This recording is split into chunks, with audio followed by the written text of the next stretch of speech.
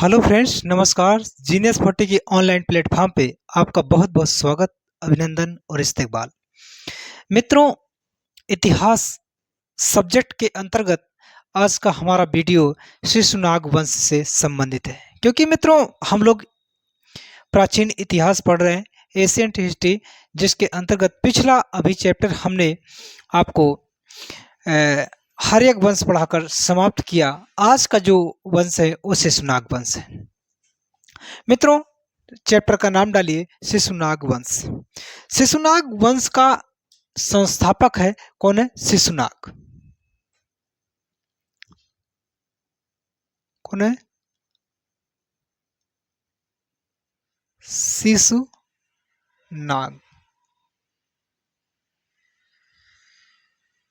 शिशुनाग वंश का संस्थापक है ये शिशुनाग।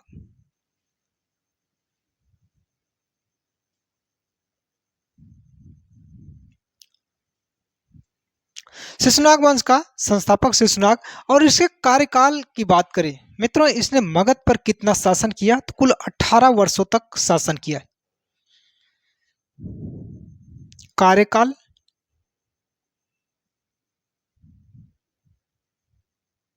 मित्रों नोट करिएगा, 412 से 394 ईसा पूर्व, यानी बिफोर क्राइस्ट बीसी। 412 से 394 ईसा पूर्व मगध पर कुल 18 वर्षों तक शासन करने वाला कौन है? शिशुनाग वंश का प्रथम शासक शिशुनाग है।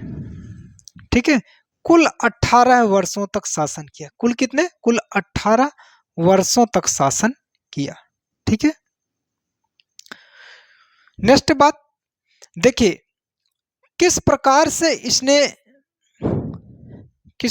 इसने शिशुनाग वंश की स्थापना किया था। इससे पहले हमने जो आपको हर्यक वंश पढ़ाया वहां पर थोड़ी बात आप ले चलते हैं। हर्यक वंश का जो अंतिम शासक था वो नागदशक था, और नागदशक का यह सेनापति था।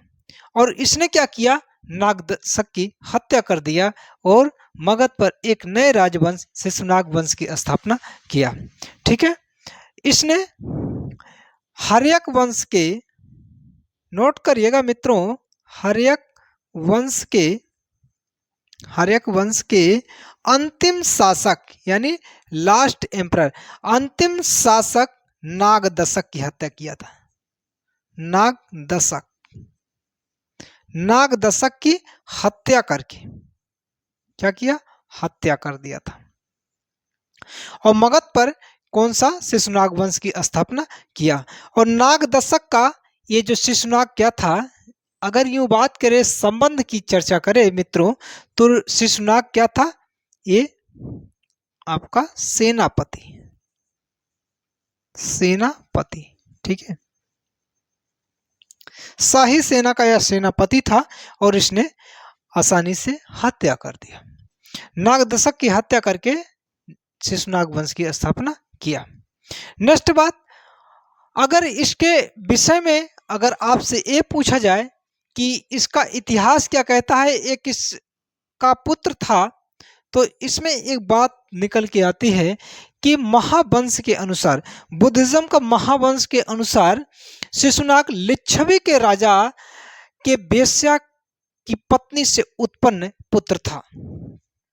तो आप नोट करिएगा, यह अर्थात शिशुनाग, यह लिच्छवी राजा, लिच्छवी सम्राट के वेश्या पत्नी से उत्पन्न पुत्र था।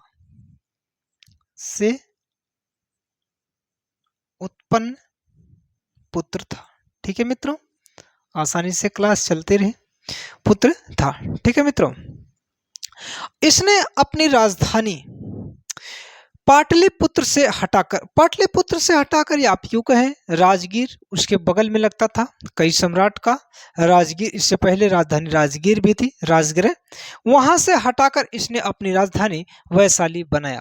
ठीक है, आइए नोट करिएगा इसकी राजधानी।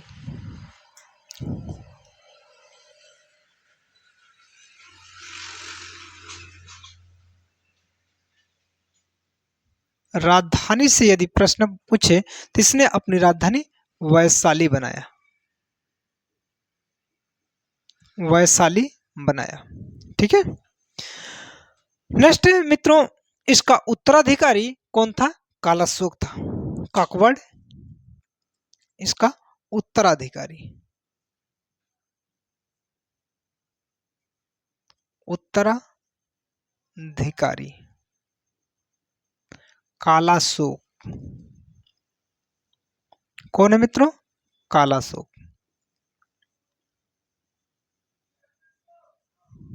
कालाशोक था। ठीक है मित्रों, इसका उत्तराधिकारी कौन है? कालाशोक था।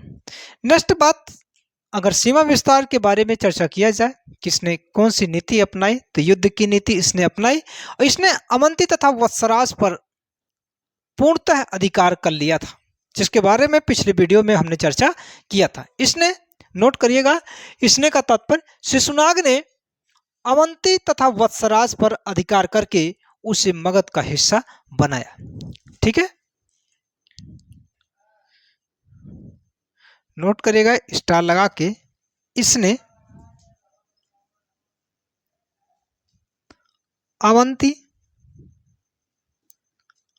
प्लस वत्सराज, वत्सराज पर क्या है? विजय प्राप्त कर लिया। विजय प्राप्त करके उसको मगध का हिस्सा बनाया, मगध का हिस्सा बनाया। ठीक है मित्रों, मगध का हिस्सा बनाया, यानी मगध में शामिल कर लिया। नेक्स्ट बात, इसने सीमा विस्तार के दृष्टिकोण से, ठीक है, काफी ज्यादा ध्यान दिया अपने मगध का, मगध क्षेत्र का, और इसी नीति के माध्यम से इसने मगध की जो बाउंड्री थी, मगध का जो सीमा था, वो बंगाल से लेकर मालवा तक फैला दिया। ठीक है, कहाँ? सीमाएं, मगध की सीमाएं, मगध की सीमाएं इसने कहां से कहां तक कर दिया? बंगाल से मालवा तक, मालवा तक इसने बंगाल से मालवा तक मगध की सीमाओं का विस्तार कर दिया। ठीक है, और नेक्स्ट, इस वंश का अंतिम करें, इस वंश का जो दूसरा शासक है वो कौन है? कालाशोक है। नेक्स्ट हम बात करेंगे कालाशोक का, इसका उत्तराधिकारी कौन है? कालाशोक है, और इसके बाद कालाशोक आता है। आप इतना स्क्रीनशॉट ले लें या इसको आप नोट कर लें, इसके बाद हम लोग कालाशोक को पढ़ते हैं। मित्रों, इस वंश का अगला जो शासक है वो कौन है? कालाशोक। कौन? कालाशोक।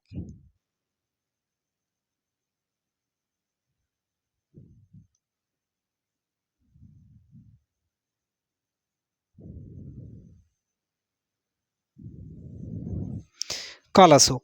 ठीक है, कार्यकाल की अगर मैं चर्चा करूं, कार्यकाल, या फिर आप समय नोट कर सकते हैं, किसका जो कार्यकाल था वो 394 ईसा पूर्व से 366 ईसा पूर्व था। 394 ईसा पूर्व से 366 बीसी, बीसी का तात्पर्य है बिफोर क्राइस्ट, यानी ईसा पूर्व। 394 से 366 ईसा पूर्व तक मगध पर जो शासन किया है, यह कुल 28 वर्षों तक शासन किया। किसने? कालाशोक ने कुल 28 वर्षों तक शासन किया। कुल 28 वर्षों तक इसने क्या? शासन किया। मित्रों देखिए, शिशुनाग की मृत्यु के बाद कालाशोक मगध की गद्दी पर बैठा, और पुराणों या फिर दिव्यावदान में इसका नाम काकवड़ मिलता है। ठीक है, आप 2-3 पॉइंट को इसको इसी तरीके नोट करिएगा।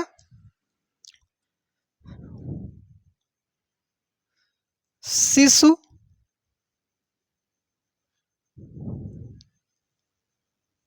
शिशुनाग के बाद मगध का अगला शासक शासक बना और पुराणों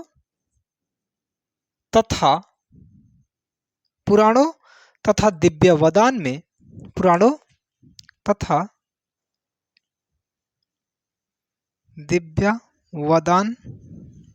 में इसका नाम क्या मिलता है? काकवड़ मिलता है। काकवड़ किसका नाम? कालाशोक का नाम काकवड़ मिलता है। कालाशोक। आपसे प्रश्न पूछा जा सकता है, सुमेलित करने वाले में पूछा जा सकता है कालाशोक कौन है? काकवड़। ठीक है, नेक्स्ट अगली बात देखिए, आप इस नोट करें। मित्रों, इसने अपनी राजधानी वैशाली से हटाकर पाटलिपुत्र को पुनः स्थापित किया या फिर पुनः राजधानी पाटलिपुत्र बनाया। राजधानी में आप नोट करिएगा, राजधानी पाटलिपुत्र।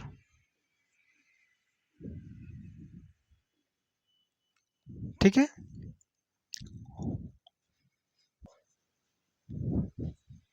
राजधानी क्या बना है? पाटलिपुत्र बना है। ठीक है, नेक्स्ट। अब इसके द्वारा जो राजधानी का परिवर्तन वैशाली से इसने राजधानी पाटलिपुत्र को बनाया। अब यह है, आप देखेंगे अन्य जो जितने सम्राट बनेंगे, अब पाटलिपुत्र क्या हुआ? अस्थाई राजधानी बन जाएगी। अस्थाई राजधानी किसकी? मगध की। मगध की अस्थाई राजधानी कब बनती है? किसके शासनकाल में बनती है? कालाशोक के शासनकाल में बनती है। और यह कहां से हस्तांतरित हुई थी? वैशाली से पाटलिपुत्र। ठीक है मित्रों, इसी के शासनकाल में एक चर्चित समय भी है जिसका नाम है द्वितीय बौद्ध संगीति। आप नोट करिएगा, इसी के शासनकाल में द्वितीय बौद्ध संगीति का आयोजन हुआ था। द्वितीय बौद्ध संगीति।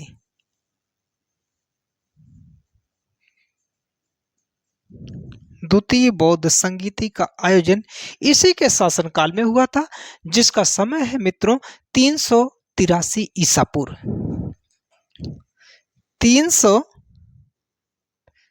383 ईसा पूर्व में द्वितीय बौद्ध संगीति का आयोजन हुआ था। और जिसके अध्यक्ष कौन थे, ये प्रश्न पूछा जा सकता है। साबक मीर अध्यक्ष थे। साबक मीर क्या थे? ये अध्यक्ष थे। नोट करिएगा मित्रों, साबक मीर क्या थे? द्वितीय बौद्ध संगीति के अध्यक्ष थे। जो समय था 383 ईसा पूर्व, उस समय मगध की गद्दी पर कौन था? कालाशोक। ठीक है मित्रों, एकदम इत्मीनान से क्लास को नोट करते चलें। कौन है? कालाशोक। उस समय पुराणों के अनुसार कालाशोक क्या था? एक क्षत्रिय सम्राट था। ठीक है,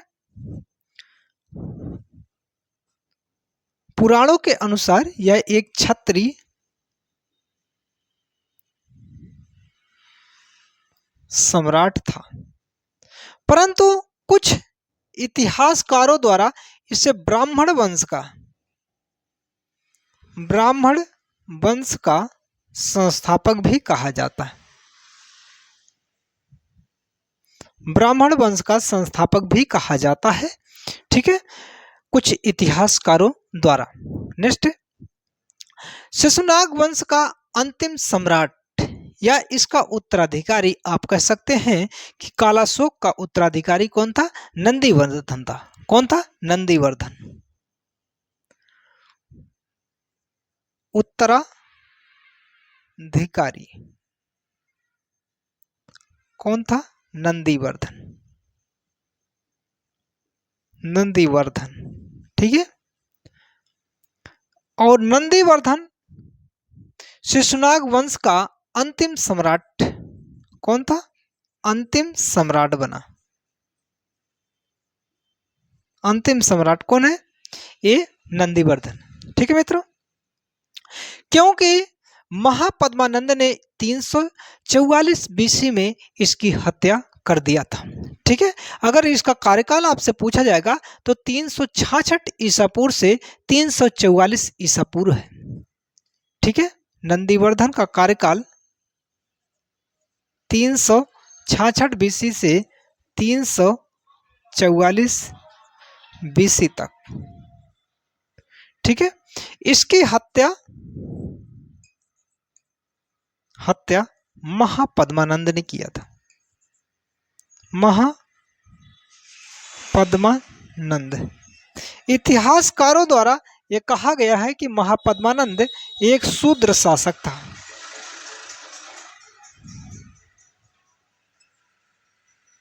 क्या है? शूद्र शासक था, ठीक है। इस बात को नोट करिएगा। और नंदवंश का जो, और देखिए मित्रों, महापद्मानंद ने इसकी हत्या किया और महापद्मानंद इसकी हत्या करने के पश्चात मगध राजवंश पर, मगध साम्राज्य पर एक नए राजवंश की नींव डाली जिसका नाम है नंदवंश। और नंदवंश का जो शासनकाल है वो 344 ईसा पूर्व से 323 ईसा पूर्व तक है, ठीक है।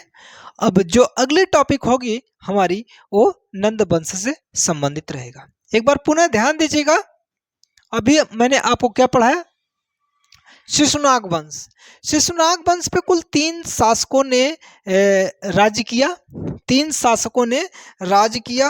आप एक एक को एक बार पुनः आप रियलाइज कर लें, ठीक है, मजा आएगा तैयारी में। पहला जो शासक है शिशुनाग वंश का मित्रों, पहला जो शासक है वो कौन है? शिशुनाग है। वैसे ही ओरली हम बता देते हैं कौन है। शिशुनाग है, जिसका कार्यकाल 412 ईसा पूर्व से 394 ईसा पूर्व है और मगध पर कुल 18 वर्षों तक शासन किया है। दूसरा सम्राट जो है मित्रों शिशुनाग वंश का, वो है कालाशोक, जिसका शासनकाल 344 ईसा पूर्व से 366 ईसा पूर्व तक है और यह मगध पर, यानी कालाशोक मगध पर कुल 28 वर्षों तक शासन किया है। तीसरा जो सम्राट है यानी शिशुनाग वंश का अंतिम सम्राट जो है वो कौन है मित्रों? वो नंदीवर्धन है। कौन है मित्रों? नंदीवर्धन। और इसका कार्यकाल है 366 ईसा पूर्व से 344 ईसा पूर्व। अगर समय की काउंट करके बात करें तो यह मगध पर कुल 22 वर्षों तक शासन किया, ठीक है।